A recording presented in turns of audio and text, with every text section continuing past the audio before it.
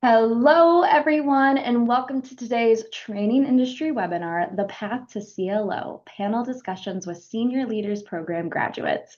So I'm Liz Spate, the events marketing specialist here at Training Industry, and I'm so happy you can join us here today for today's event. Before I get started, though, I would love to go over a few housekeeping items to help you interact with our speakers and panelists and get the most out of today's program.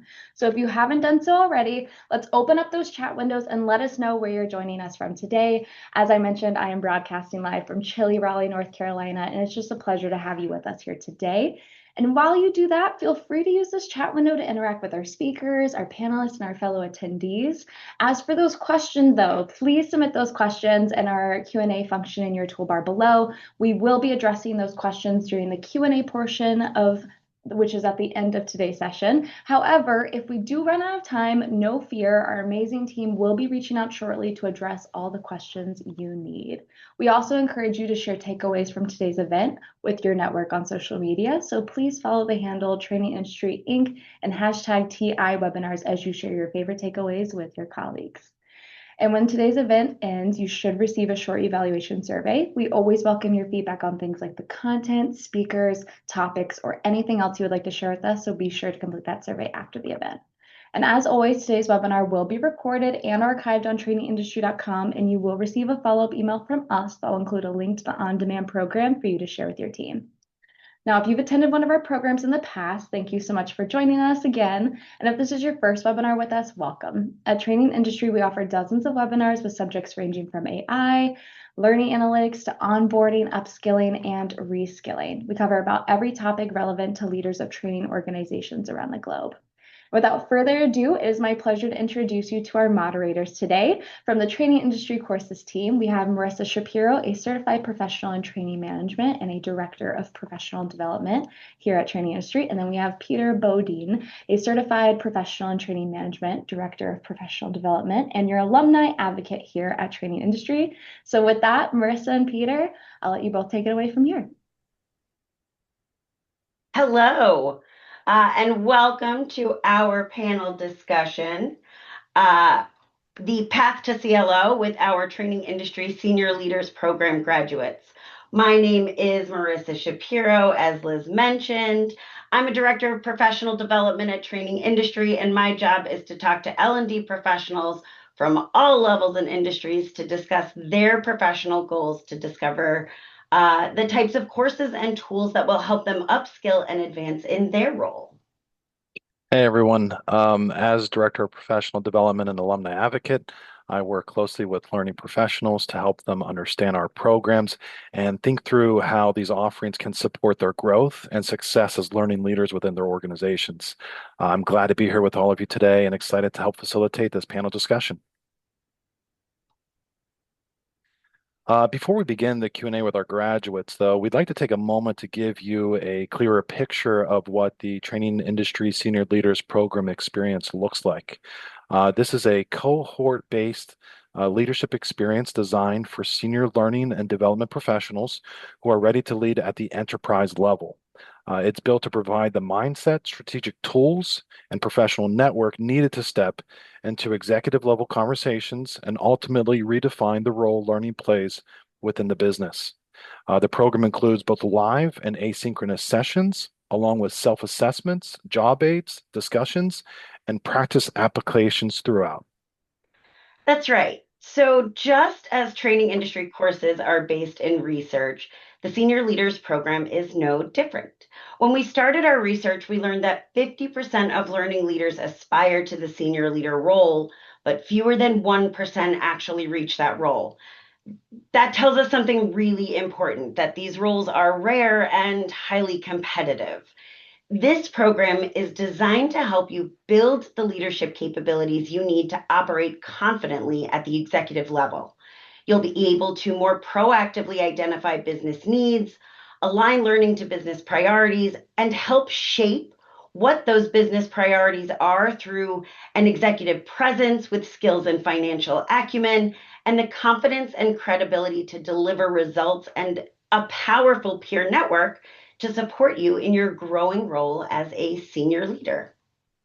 Yeah, like Marissa mentioned, we know the industry can be highly competitive, And the leaders who reach these roles are the ones who have developed the right capabilities, mindset, and executive presence. This program was created to help learning leaders expand their impact and influence, expose them to managing teams, budgets, or enterprise-wide initiatives, and gain global understanding and experience. And something Marissa and I often hear in our conversations with learning leaders is that many have built strong programs and lead effective teams, but they aren't always sure what the next step looks like or how to translate that success into executive level opportunities. That's exactly where this program comes in. It's a great fit for any mid to senior level L&D leaders preparing for executive roles, as well as current CLOs, chief talent officers, VPs, or others currently in senior L&D positions. In general, the ideal candidate for the program is someone who has mastered the fundamentals of training management. That's right. So, this program was specifically built to fill that preparation gap to give you the mindset, tools, and network needed to step into that senior level role with confidence. So, what does that look like? The program itself will run over the course of 5 months. We've designed it specifically for busy L&D professionals, and because we know you have so much going on, it's hard to find time for your own professional development. So we've structured it to be flexible but still immersive. Every 2 weeks, you'll engage in pre-work, reading assignments, and discussions before joining a 2-hour live session with your executive level cohort through the Intrepid Learning platform. Your cohort meeting will be a live virtual session going in depth into the information and project-based scenarios in a high-level conversation among peers during the discussion. The different modules throughout the program will walk you through all of the core competencies of being an executive level leader. You'll also learn from accomplished speakers, executive leaders, and industry experts providing real world insights into the evolving CLO role. The experience culminates in a multi round high fidelity business simulation, which Peter will highlight a bit more. And upon completing the course, you'll earn a certificate as well as a badge that you'll be able to share digitally with your personal network. Yeah, thank you, Marissa. Let me just take a moment and share more about the business simulation component of the program. For those who haven't experienced a simulation before, it provides a realistic environment where you can apply what you've learned in a low risk but highly engaging setting. We've partnered with Avantex to give you the chance to step into the role of an executive.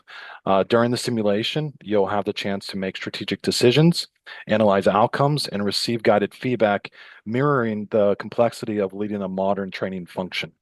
As a team, your cohort will respond to the shifting business challenges while making decisions together and watching how your decisions play out in real time. It's a fast-paced, engaging, and realistic experience that lets you see what it's like to operate at the executive level. And now that you've all gotten a really great background in the history and process of the program, let's get to why we're here today, right?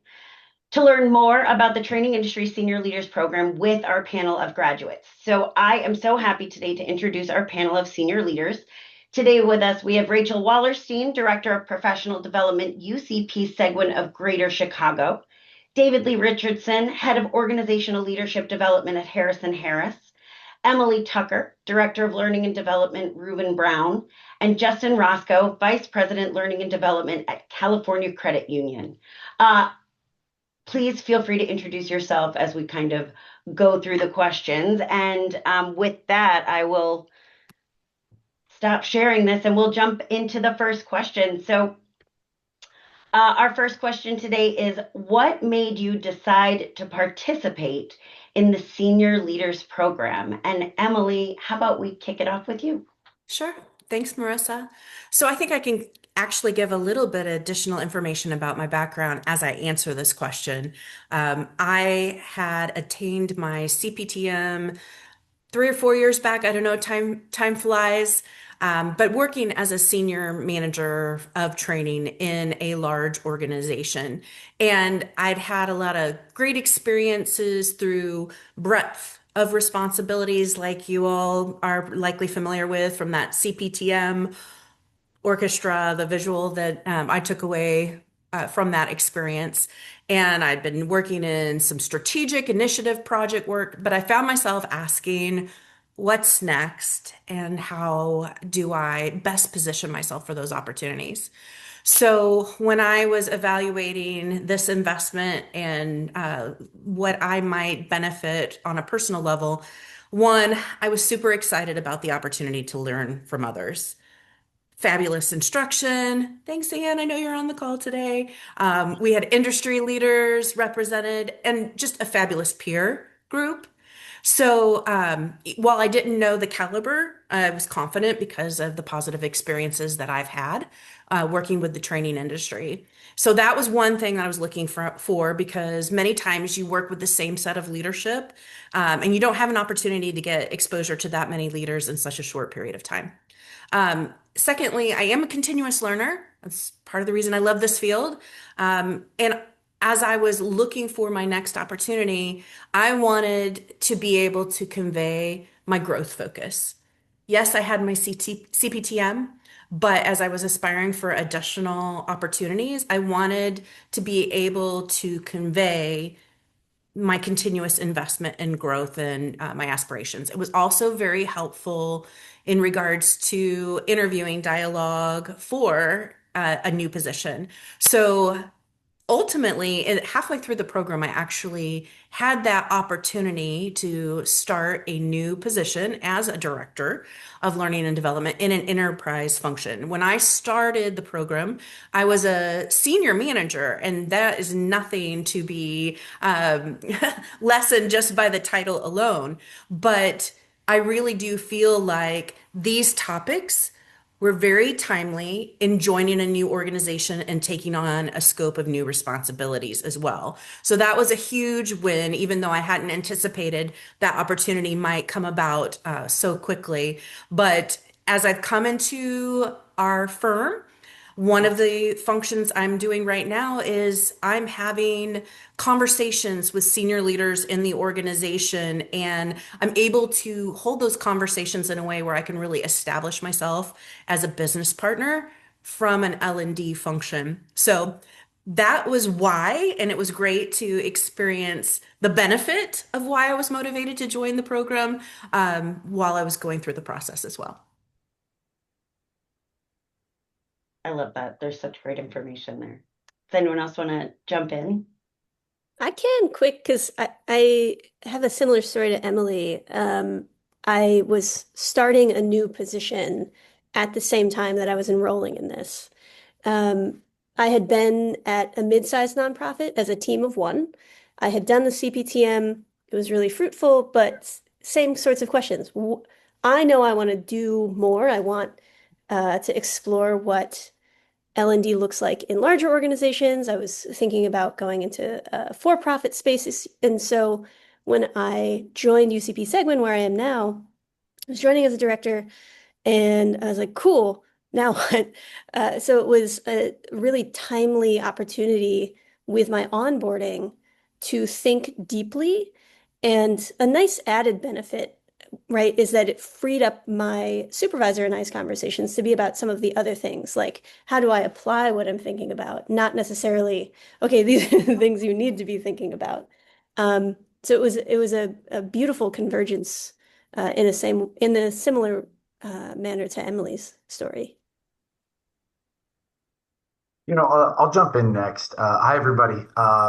My name is Justin Roscoe, and as introduced, I oversee learning and development at California Credit Union, based out of San Diego. And so I am a little bit different from Emily and Rachel in the sense that I am currently as part of an established learning and development team.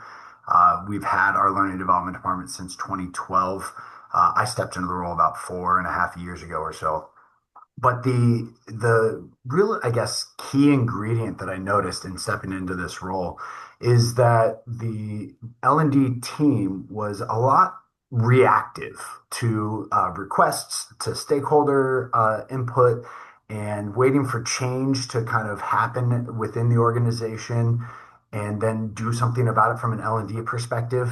And so my reason for joining the senior leaders program was is twofold in a sense.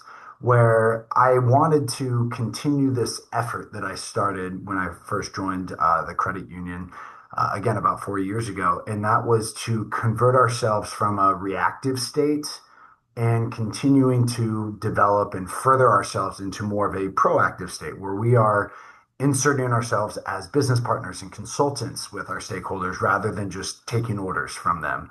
And so that effort to be able to continue to move us into a proactive state, I feel that the ideas and the topics, they were very relevant in helping and allowing me to kind of really reach my team and continue to develop us into that proactive state.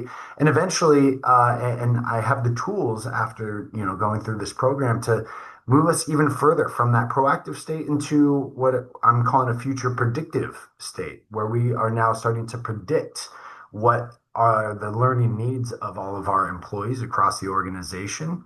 And I think that all of the different topics, which I can share a few of them a little bit later, but the topics presented in the Senior Leaders Program really opened my eyes to kind of a pathway on how we can make that happen.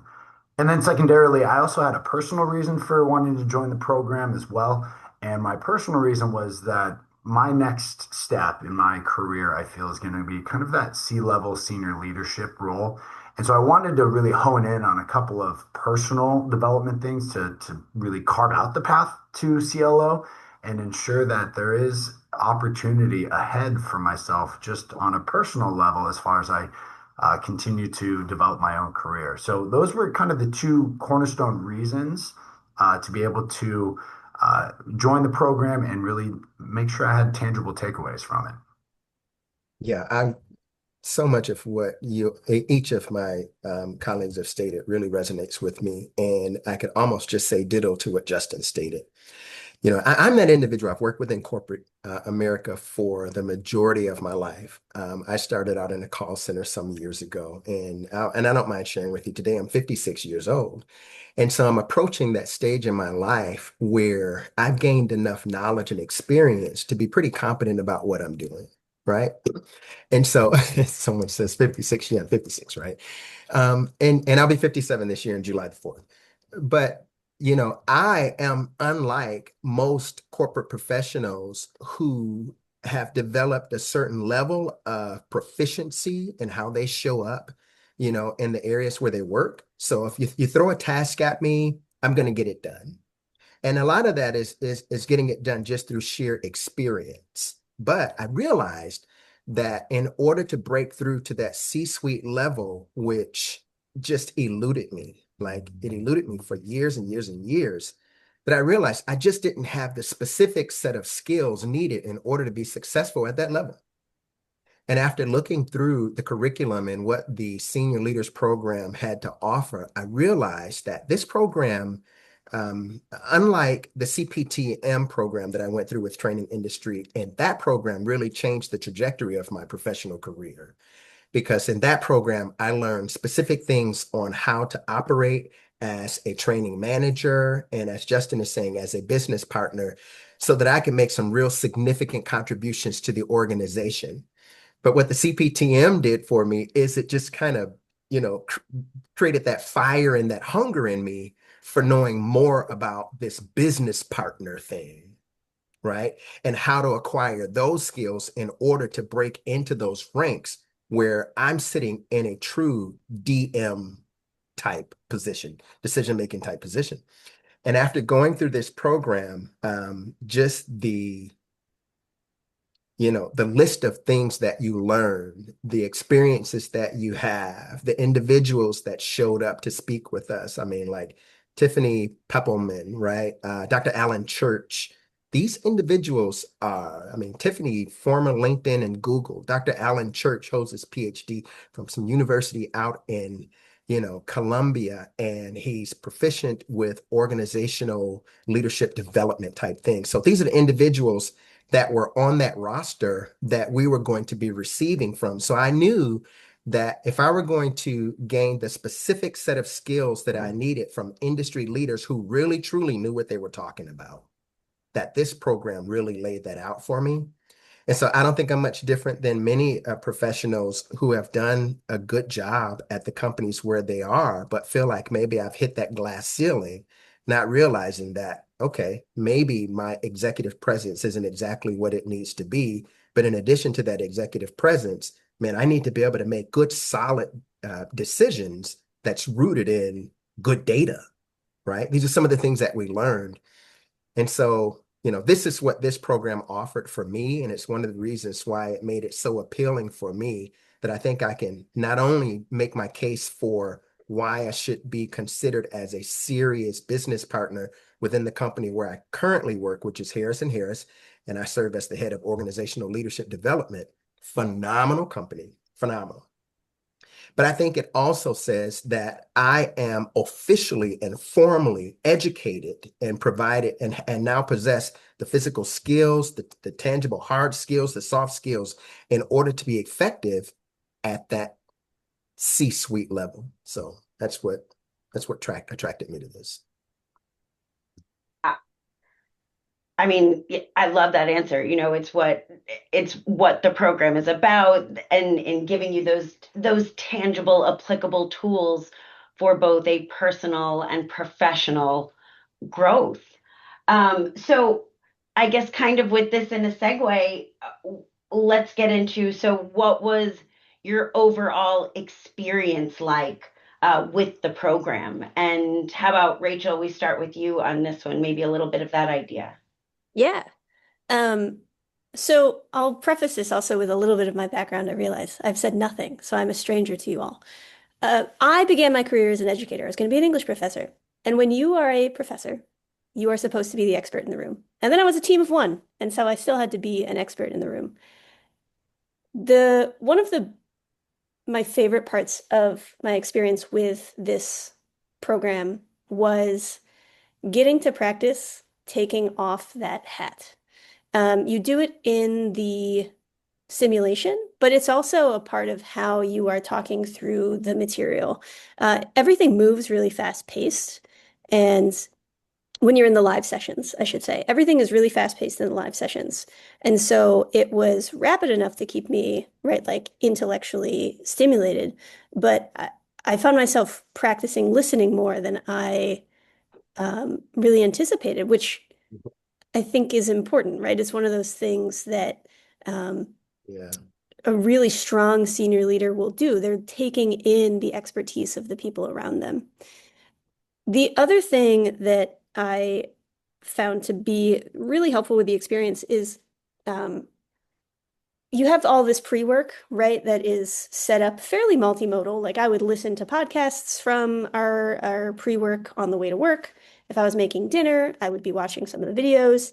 A lot of the articles were different lengths if we were doing any reading. So there was some shorter ones, some longer ones. You could plan, am I going to read my homework while I'm drinking my coffee, or am I going to do it while I'm waiting to go into the dentist? You had those choices. And that was beneficial, especially for me at this moment in my life where I was making a career change and I had a few other personal things going on that made it just like really hectic at home. So that degree of autonomy in how you were showing up and then the ways you were invited into the live spaces to really be on, I think worked well for the busy professional. I'll stop there. Yeah, good. I mean, just good stuff. The experience, like Rachel, right? Like Rachel. I just have a tremendous amount of respect for individuals, who make that extra effort to ensure that they're highly competent in what they do. And Rachel's PhD, you know. So these are the individuals that we're surrounded by. We have vice presidents, senior directors, heads of this and directors, that filled the room. So I know that Scott was asking in the chat, is the CPTM a prerequisite? I would say that we were polled at the end of each of these sessions if the content that we were being exposed to was spot on for someone at my level, if it was maybe not, maybe a little beneath someone from my level, or if it's content that was more than above someone from my level. And the majority of the time I was clicking on it was something that was for someone above my level, which is exactly what I was looking for. And just like Rachel is saying, I found myself listening and absorbing and taking more notes than I was contributing, particularly during the capstone.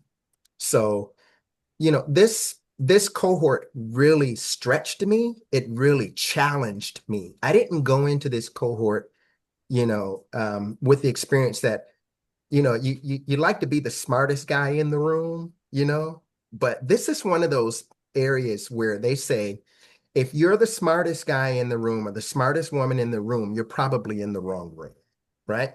This is that room. This is that room, right? Justin shared some things that were just mind blowing in terms of how he runs his organization. We had, of course, Emily was there. We had Heather was in there. We just had a litany of individuals from different industries and industry knowledge and expertise who were sharing during, our cohort sessions.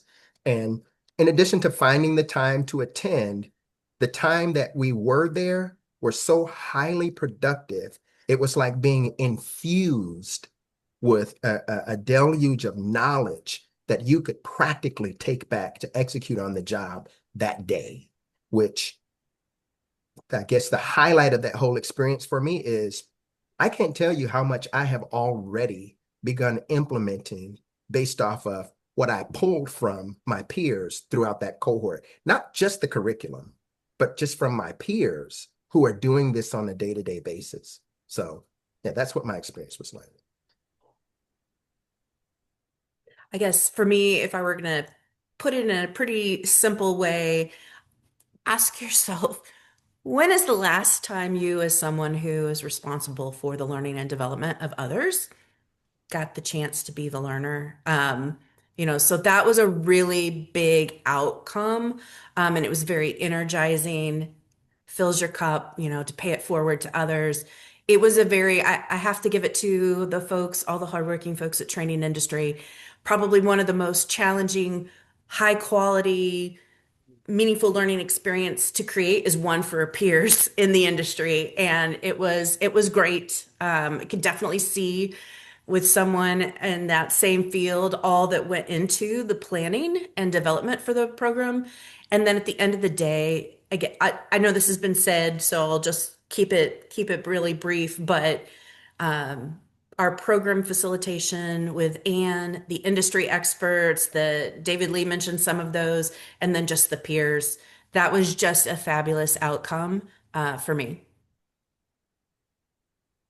Great. And while, some of my peers from the group have already touched on kind of really the philosophical approach of really just being the learner in the room and listening to a bunch of experts, I'll kind of maybe shift and focus my experience more so on kind of the practical or the processes associated with it. So as Rachel was talking about, we have some pre-work before each session, and the pre-work was a blend of articles, podcasts, TED Talks, but then there was also even some opportunity for asynchronous learning where we worked with an AI chatbot to really have a practice conversation on how to develop our team members as L&D leaders, or how to really enhance our own executive presence in the idea or the mindset to obtain that C-level role one day. And so we got to really have the opportunity to work on ourselves independently.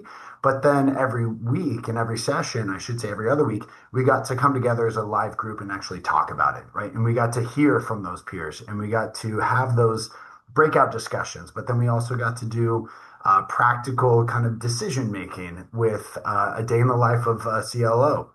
And so we went through all of those different areas. And as much as, yes, there is so much to gain from the wisdom of others, there's also a lot of like just fun and friendships that were formed. Like I remember that we had a contest where everyone had to show up each week with a different virtual background behind themselves. And I think At one point, one of the peers in the group, she showed up in the Friends couch at Central Perk, and someone else had the Simpsons couch, and I think someone was on the moon once. And so it was just fun with that, and you got to see a bunch of interact social learning and interaction in the chat, and the relevance of being able to understand that what you're going through, you likely have some peers and colleagues going through it as well. I think just lived up to really just the kind of the core aspect of the program that we don't think about going into it. Where, yes, well, I'm going to learn some things, I'm going to have these tangible takeaways and these lessons that I'm going to study, but then you're also going to make a good group of friends and you're going to have fun while you do it. So, a lot of good experiences with the program. And I mean, I can even use the word asynchronous learning without anyone batting an eye, whereas normally I have to explain myself. So it's really refreshing to be in a room full of peers for sure. I think Can I it's, speak to this? yes, Because both Justin and please. Rachel, you guys raise an interesting point because I would imagine that most of the individuals who are dialed into this particular session are professionals in their own right, and their schedules are no less busy than ours. And so carving out when they maybe hear 5 months of a 5 month commitment, like how do I do that? I believe that the way this program is laid out, it makes it so manageable, right? How the schedule is communicated, and then the amount of time that you're investing when you do show up for the training, it isn't an all-day 8-hour session where you spend learning and having these skill sets transferred and then putting them into practice. So it's very manageable, very manageable. My schedule, just like probably everyone who's in on this session, your calendar, if you look at it, it probably make your peers faint, right? It's just inundated, it's just full.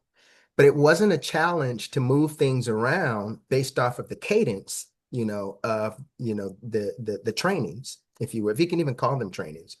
So it was just very manageable, easy to show up, and easy to accomplish what the prerequisites were prior to showing up, to do the interactions with our peers. I just wanted to add that. Yeah, it was like 2 hours that we were in live session, and I saw in the Q&A somebody had asked how long did pre-work take you? It varied. I will say I tend to put things on double time because I just prefer that as my listening pace. So there were some things I would get through faster than others, and just like you do with anything, you kind of pick and choose what you're gonna really like sit with and read slowly or view slowly. Um, not everything is ready. Not everything that was in the pre-work for me necessarily did I was I ready to tackle. And so like I know it's there, I can go back to it. But it's not yet something I was thinking about. And that very much was because of the fact that I was onboarding. Like I started this program the same month that I started my job. So like my onboarding physically included this. And so, the pace of what I was learning in the organization really needed to dictate where I was focusing my attention. So when you're thinking about programs like this, you always want to be thoughtful about the fact that it's okay not to like do everything perfectly. It's totally fine to invest your full attention in the things that are most relevant to what it is you're working on at that moment. And that was very helpful for me to move out of the perfectionist mindset. And it's what allowed me also to show up more fully on the days that we were meeting for our live sessions. which is which is so important to the experience of it and being really able to be immersive in it. So what a great way to kind of break that down also in the thought. And also what a great segue for everyone to talk about the experience as we kind of look towards our key takeaways. So our next question for the panel is what were your some key takeaways and outcomes of the program and kind of hitting on more of those tangibles. And David Lee, can you start with this one? Yeah, you said what were some of the key takeaways and tangibles from this program? Okay, Marissa, I feel like that's kind of like a loaded question, right? Because it was 5 months, right? 5 months, which from a professional standpoint, that's a real commitment. That's a real commitment, which means you can expect to get some real results and walk away with some real skills, right? This wasn't a 40-hour, program or a 2-week program or, it wasn't a month long. This wasn't a training class. This was a 5-month commitment where, you know, the things that we learned spanned from executive presence and really defining that and understanding what it is and then how to apply it in our roles, right? Whether you aspire to the CLO level or not, you want to be taken seriously in the role that you're in. So one of those takeaways for me was, you know, acquiring real skills to make real impacts within the organization and with the acquisition of those real skills, you're viewed differently. No one really cares about the titles, right? Because the titles are just one thing. They may, to some extent, define what we do, but the takeaway for me was we were presented throughout this training without going through all of the different topics that we went through that we tackled, from change management to we talked about executive presence to having a good understanding of how the business works from business acumen and making good financial based decisions that kind of culminated in the capstone that we did. But walking away with the real skills that you need to be taken seriously in the organization where you're employed. I can't tell you how this has enhanced my relationship, with my direct manager, who is the CHRO. Like I report to the C-suite and I want to be a part of that C-suite, but I know and I knew for years that I just didn't possess the skills. So my takeaway from this is so many.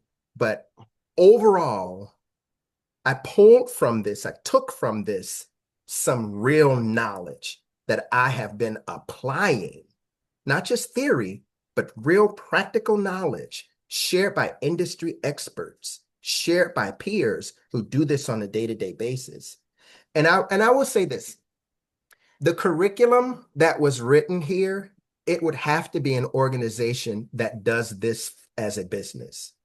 I don't know technically the individuals that were responsible for developing and writing out this curriculum for this level of leaders, but I got to tell you, everything from the start, to the where we kind of did a refresher on some of the things regarding strategic alignment that we learned at CPTMs, right? Up into the capstone, that was issued to us.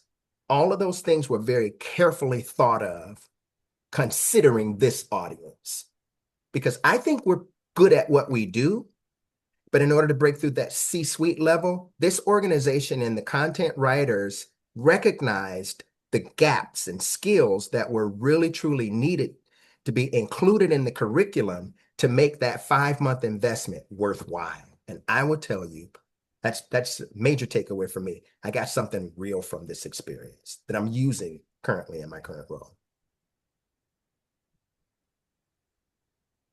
Appreciate that. It just because it is years of research that go into understanding what these challenges are and very specifically for this level. And so, and just kind of, I know that it had been asked about, but yes, this program was like everything we do in research for a long time before it came to be for you for these specific takeaways. If I were to add to what David Lee has covered, beyond the skill growth opportunity, one of the takeaways for me is also the confidence in my skill set. And even as it was a great group to be a part of, I was one of, I think, maybe a couple senior managers out of this group with various titles. And it also, titles are going to be variable depending on the organization and scope of responsibilities. So it was also a validating experience through that. And also when we would talk to one another about common challenges and realize I'm not the only one struggling with this.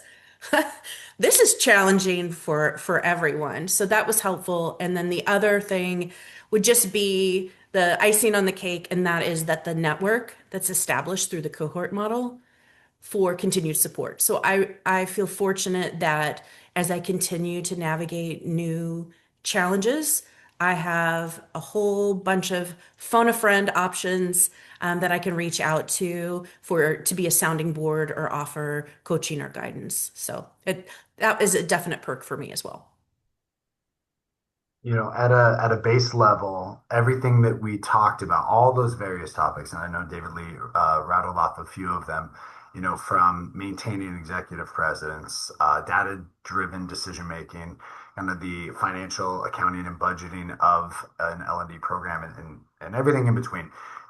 It's all rooted in strategic alignment as well, and that theme was really present in each and every one of those modules. Like, so as we went through the developing your L&D team, so if you are, whether you're a small team or you're a larger team, developing that team and you're doing the assessment piece of it, it's constantly reminding you, okay, how does this align to the strategy that you put forward in week one, right?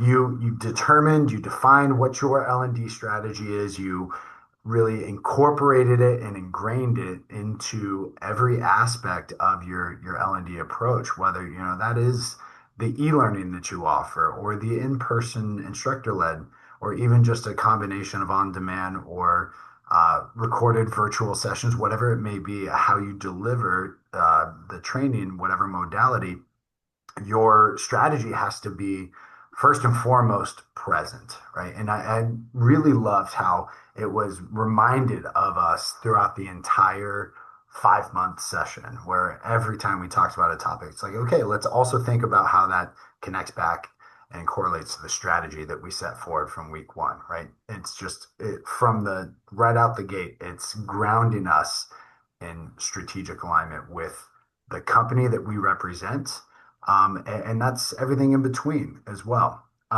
Specifically on a personal note, for me, the executive presence was one of my biggest takeaways and outcomes, and because it talked about a few of the other things combined in there, such as, how are we making our decisions? How are we showing up in emails, right? How are we showing up in just water cooler conversations? All of that ties into the executive presence. And so we did, at the end of that week, we did an assessment to determine, okay, where do I have an opportunity for improve, and which areas am I scoring well, and which areas do I need to maybe change it up a little bit, right?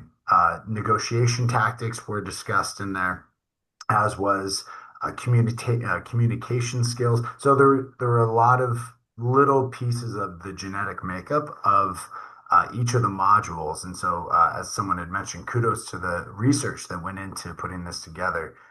But there was a number of outcomes and takeaways that I could really just go on and on about. But if I wanted to kind of narrow it down, it's really just based on the core strategy.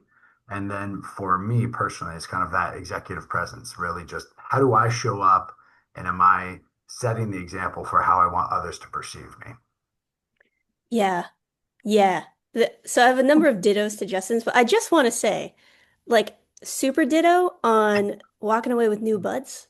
Like, that is one of my favorite things. As you can tell, I'm very professional, but I take myself not seriously at all. Um, which is another takeaway, that it's actually not the opposite of executive presence to be authentically yourself. It has more to do with, are you in, this is how my supervisor always tries to explain it to me. Are you inserting yourself before you've been invited is a part of executive presence. So it was very helpful during that week to think about it, because it really does change, especially for the L&D team of one person that I was before, how you are thinking about activating the collective knowledge of your immediate team, your internal collaborators, the customers that we support, right? The learners at the org, and everybody in between. The other piece for me that was very interesting, and it has to do with what Justin was saying about strategic alignment. I work in the nonprofit sector. We do not create value for stakeholders that are board members who we never see, and there's thousands of them voting, and there's stock. Like, that is not what we do in the nonprofit sector. But it was interesting to leave with a better understanding of what it meant for this kind of business model to create value. So strategic alignment is, of course, important. But like, why do I want to be aligned? Yeah, we want to do good work, but like, what is the end goal? So one of the things I'm continuing to noodle on is, who are the people for whom my current organization creates value? It is not just the people we serve, although that is a very, very important audience. It is taxpayers. It is our private and public funders. It is the communities in which our residences and our day programs are located, right? So it really changed what it meant to want to be strategically aligned, because I had to think about this much larger context than the CPTM necessarily is encouraging you to think about. And that's I think one of the differences. Um, Although I'm sure we could talk at length about some of them, but I think the key takeaways from this conversation to the person in the Q&A are sort of highlighting what a few of those differences are. If I was to sum it up, the CPTM prepares you to execute, right? It prepares you for daily execution of training manager tasks. And that's great. That was so helpful. Man, I would do that again. I wouldn't change anything about how I made my career transition. This program prepares you to think about that larger business context in the ways that the four of us have been talking about. Awesome. And yes, being able to answer that question really quickly as well. All right, let's move on to our last question for the panel, and then we can do some more of those Q&A afterwards. But just, there was a lot of, you had all mentioned it, there was a lot of involvement, there was a lot of considerations, there's, just a lot to think about. What advice do you have for someone who is considering the program? And Justin, let's go ahead and start with you for this one. Sure. Thank you, Marissa. So the first thing I'll kind of say is just, in order to, and this is just my personal opinion, so take it for what you will, but the way that I approach running an L&D function is, I think about it in the way of a business owner, right? And I got to have a good, healthy product that I'm delivering. I got to have customers, and I got to have not only repeat customers, I got to have new customers. I got to manage a budget, manage the expenses. I've got to market myself really well, right? All the aspects of running your own business. And one of the best things that we can do as business owners is invest in ourselves. And as a matter of fact, I like to kind of split it up where 50% of my time I like to work in the business, right? Taking care of what needs to be done to be able to check off the to-dos that have to get done every day. And 50% of my time is working on the business. How am I growing this, right? How am I making sure that people know what we are delivering on a day-to-day basis? And one of the best things that we can do in order to work on the business is to invest in ourselves with programs such as this. And so for those who are considering it, and you are looking to enter into this senior leaders program, the one piece of advice, if I can narrow it down to one, is that you should enter each live session with some tangible takeaways to ensure that you exit the live session with, right? And more specifically, measurable takeaways as well, right? So there's a lot of pre-work that goes before each session, as what's been discussed already, right? So some reading, some TED Talks, podcasts, whatever it may be, some self pre-work. You get an idea of what you're going to be discussing during a live session through all the pre-work. So make sure that before that live session takes place, you have 2 or 3 tangible takeaways you want to exit that live discussion with. So that way you have very targeted focus in working with your peers, in working with the facilitator, and making sure that you are walking away and finding value and satisfaction out of the investment of the program that you're making.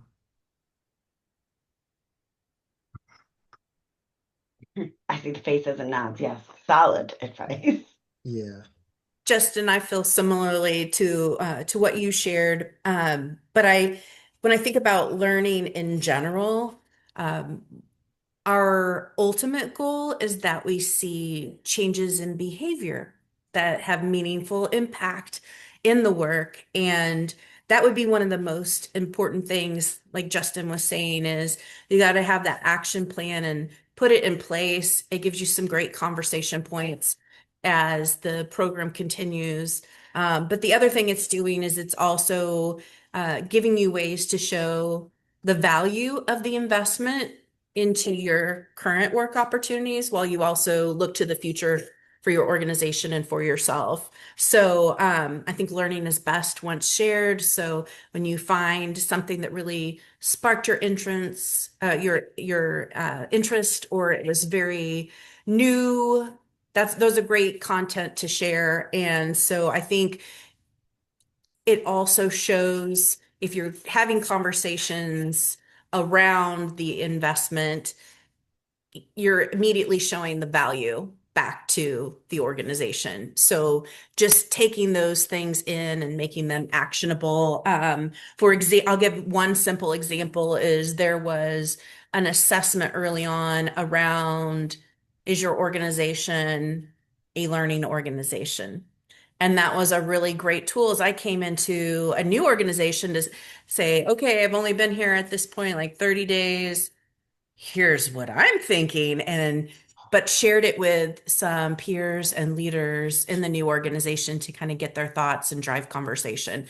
So there were lots of things like that to apply and share with others.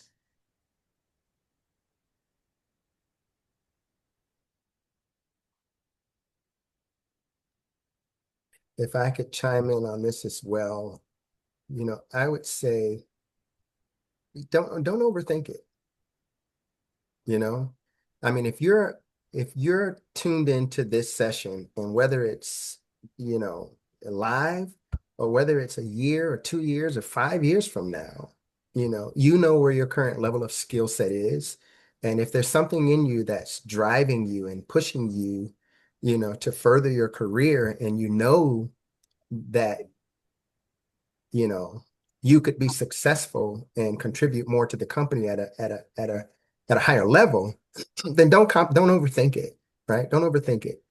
The money is inconsequential to, the benefits of what you get out of a program like this. I came into this program, into the CPTM program. I was already the director of learning and development. And it's easy to assume that if you're in the role and you're doing the role and you've been doing it for a significant amount of time, that you have the high level of competence that you need in order to be successful. And I can't tell you how wrong I was, right? I learned so much out of the CPTM program that helped to make me really, help me to run a successful program for the learning and development, function within my company. And I currently sit as the head of organizational leadership development. And I can't tell you the amount of things that I just didn't know, but I really wanted to know. And I learned things that I didn't even know I needed to know.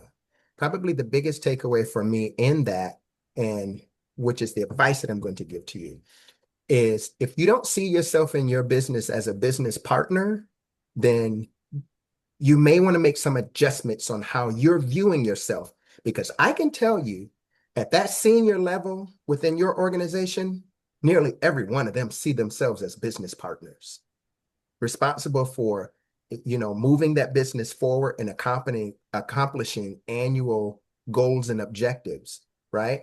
And I can almost assure you that whether they disclose it or not, they are all pretty much aligned to the strategy that that business is going to take in order to accomplish those goals and objectives. And this program puts those things front and center for you. When we went through this cohort, Advantex had for us, made available to us, a simulation that gave every one of us as graduates an opportunity to run a business. We literally ran the business without the risk of running the business into the ground. Right? And I can't tell you how challenging that was, but how much fun that was. Understanding the relationships between marketing and sales and research and development, right? And understanding what my budget is, and Do I have a product? Do I launch this product and go all in on this product? And I got a struggling product. Do I retire that? So as learning and development professionals, or as professionals in general, regardless of where you're currently seated, this program is going to provide you with the kind of knowledge that you really truly need, that you're expected to have at this level as a professional. It's going to provide you that level of knowledge in order to truly be effective at what you do. So this isn't professional skills training. This is more executive skills training. Now, you could go somewhere else and probably learn these things, but those things that you're learning, like executive presence, they're going to be siloed, right? You're going to get an executive presence course. You could probably learn business acumen, understanding how business works, and get some knowledge on making data-driven decisions. But again, those things are going to be siloed. Training industry has taken all of that information and nestled it into one skill set, right? One training function here for you to take advantage of. And so that's why it's 5 months long. So if you know that you don't possess those skills and you're aspiring to be, you're currently a C-suite executive, but you want to be more effective in the role that you're in, this course is for you. Just as it is for me, who's aspiring to be a C-suite executive. Don't overthink it. The investment is inconsequential compared to what you're going to gain as a result of going through this course. So I say, pull the trigger, make the decision, find out when the next course is going to be, and then develop a plan for how you're going to, show up in that next class. Yeah. I'm like, how do I follow all these great answers? The advice that I have is similarly based on my own experience. I am sure many of you have felt before, like your career progression is in the hands of someone else. It's not. At the moment that I was deciding to take a new job, go on the job market, looking at programs like this, I was deciding to retake control back over where I wanted to go. And I think some of it was because I had made a career transition. When you're in the higher education, some of you in those spaces are probably familiar. Like, it feels very self-directed. There is, of course, guardrails and whatnot, but you have a say in what you are interested in, what you're studying, et cetera, et cetera. You move into like the business world, and suddenly there's all of these other people who have a say in things, and you're like, wait a second, what? Okay, I guess you get to decide if I'm promoted. I guess you get to decide if I'm going to do a training. No, I would rather ask for your forgiveness and decide I'm going to do it than I will ask for your permission. So I would tell you to just see opportunities like this program as that moment to say, I am in control of what I want to do with my career. I am in control of how I want to develop myself, and be the model of what it looks like to really practice what we preach in learning and development.